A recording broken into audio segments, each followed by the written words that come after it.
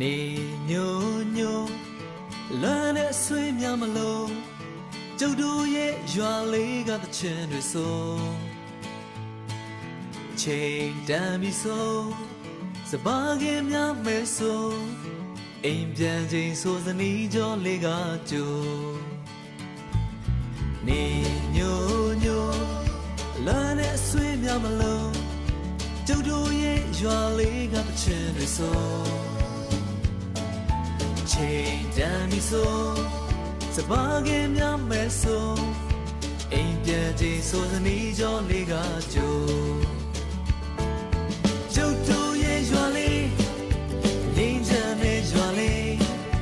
လာပါလာပါအားလုံးတို့ဖိတ်ခေါ်နေကျုပ်တို့ရဲ့ရွာလေးဟိုဝေးကစိတ်လည်းတဲ့ရွာလေးလာပါလာပါအားလုံးတို့ဖိတ်ခေါ်နေ